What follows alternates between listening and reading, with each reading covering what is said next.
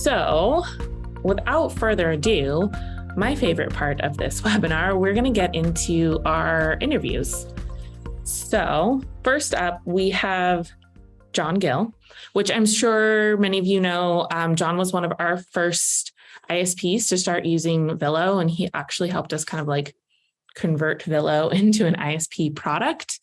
And he's seen a lot of success implementing it with his subscribers and using Vilo to increase his ROI. So, John, you're there, yeah?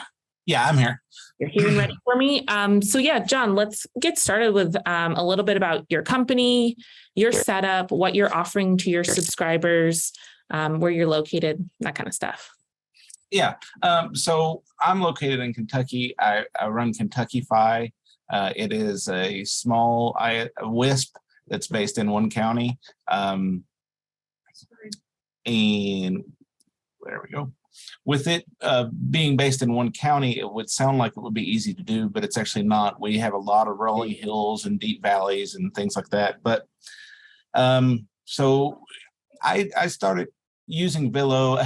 It was pretty funny. I remember going through some messages to Vilo, and I remember asking a few questions when I first saw Vilo in a CNET article. And, you know, in that CNET article, I said, this sounds like something, because before then I was using Air Cubes, both the ISP version and the AC version.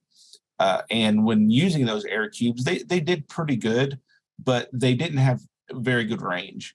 And that's what I was looking for. So when I saw Vilo had a solution for $30, I said, you know what, I'm going to give it a try. I've spent money on stupider things. So, I did. I purchased it, and I was very happy with the product. And I noticed that it had extreme potential in the ISP space, but it needed some work. So I reached out to the team members and got to know Ella by talking to her through Facebook. And before one thing led to another, they started implementing solutions that I talked about. And then they said, well, where should we go to meet more people like you? And I said, Wispapalooza. And so they went out to Wispapalooza. I met them there. It was Amy and Man that were out there. They were awesome. And they had this little kiosk with barely enough room for 2 chairs. And they were one of the most busiest booths there. And it was very interesting. And in the space, people didn't know who it was. And it was something that we see a lot in our space. Oh, we don't know who you are, so let's wait and see what happens. So, you know, I decided to take the leap and put Vilo, started deploying it. And every time I would find some bugs, the team would be very, very happy to fix them, very active. You know, some bugs would be fixed overnight. And, you know, you try reaching out to Cambium, Ubiquity, you know, TP-Link, any of these people that are out in the space and get a bug fixed overnight. It doesn't happen. And so I saw their potential there too. They saw the potential in the ISP space, and it was an awesome match made in heaven.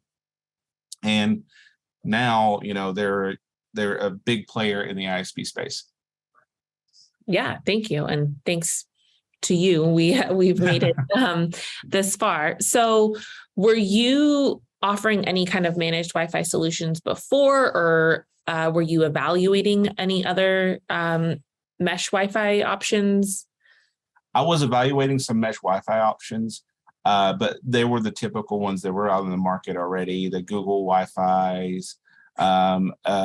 Ubiquity had one in the Amplify series, but all those were $300-400 solutions that were way above what I was willing to put into a customer's home, and just the ROI time was way out. So, you know, that's on top of the rest of the CPE stuff that you have to put into a customer's home.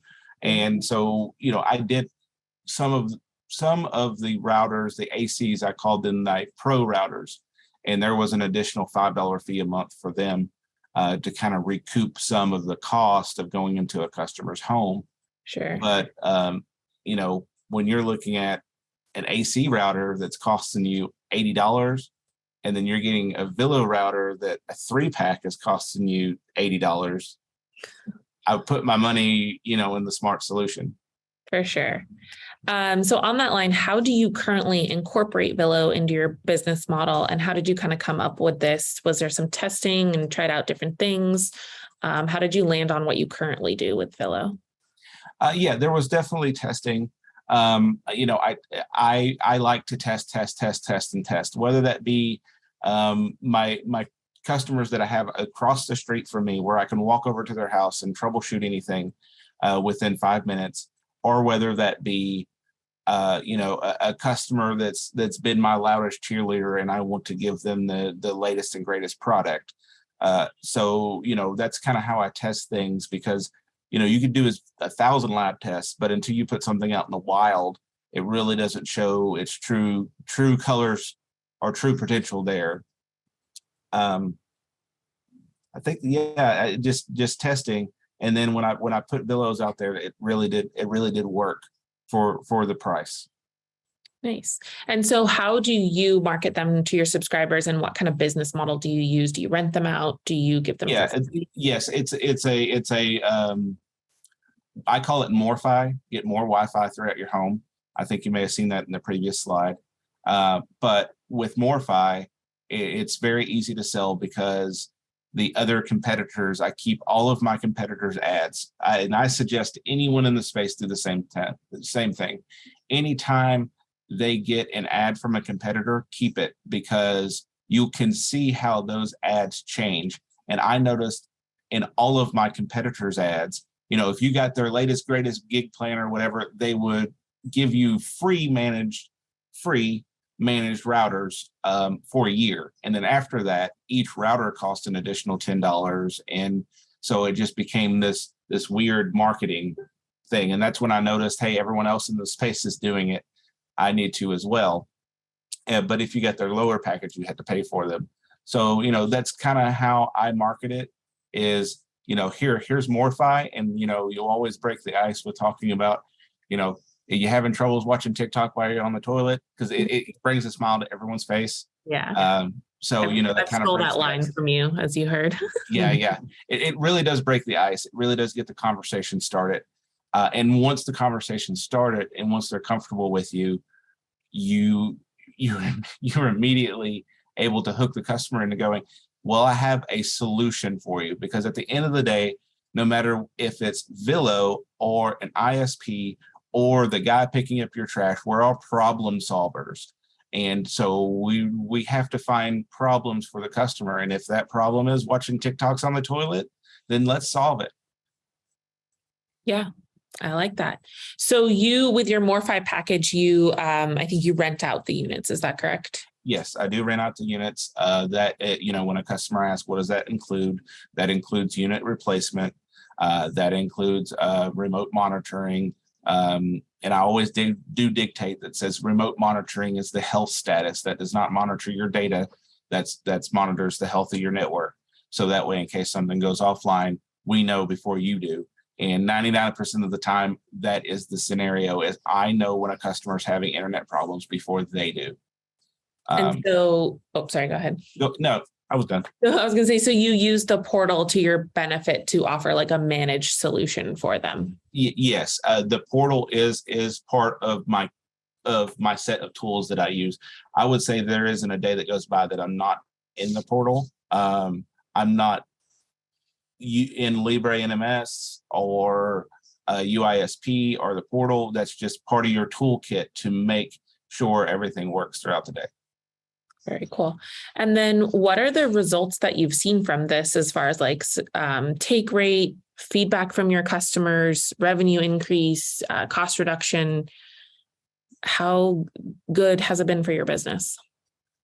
Vilo's become so good for my business that it's truly is now the only router I sell.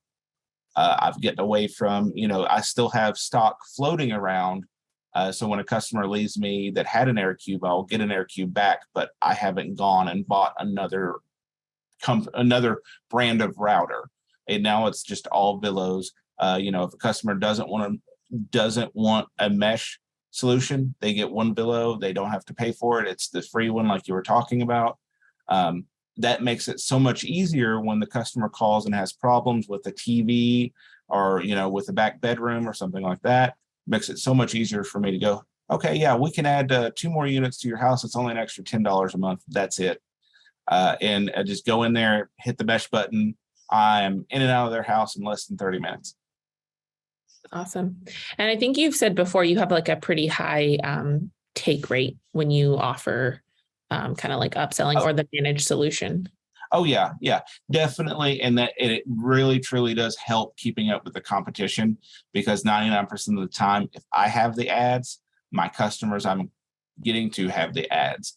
And in those ads, I can show them, hey, after this long, you're going to pay for that, or you're already paying for it. Or my favorite is the customer definitely is already my competition.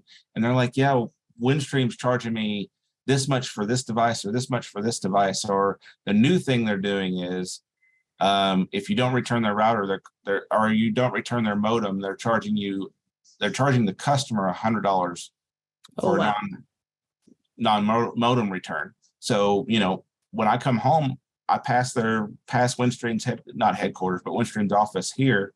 And I happily drop off those modems for the customer just as an additional thing to help the customers out and make them smile, and makes me smile too, returning the competition equipment. It's a little jab. Makes you feel better. Oh yeah, definitely. Very cool. And what is your average time to ROI on a new subscriber? On a new subscriber with AC gear and run-of-the-mill CPE. So that's my run-of-the-mill CPEs is a Vilo, some kind of AC gear, whether that be a power beam, a light beam, something along those lines. If I'm doing a free install special, it's 6 months. If they pay for the install, which is usually about $100, it's less than 3. Okay. So it just depends on, hey, can I take the jab this month, or do I need to push a little bit to get leads? So. Right.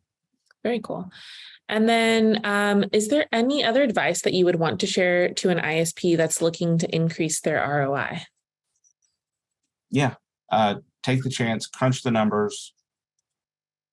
It's as simple as if your competition's doing it, they're doing it for a reason. Just the same as if you go to buy a car and you need a cosigner, the bank's asking for a reason. So, everyone does everything for a reason. And I believe that, being that guy that doesn't charge for the modem is not the way you will help out your customer or be better for your customer. The way you can help out your customer is doing better support, having a better network, having a more stable infrastructure than your competition. And that's the way to do it. And you will get so much more praise. You will get so many more customers that way, as opposed to saying, oh, I'm not going to charge you $10 a month. Yeah. Cool. Well, thank you, John, for your time and your insights. As always, it's always great hearing from you, talking with you.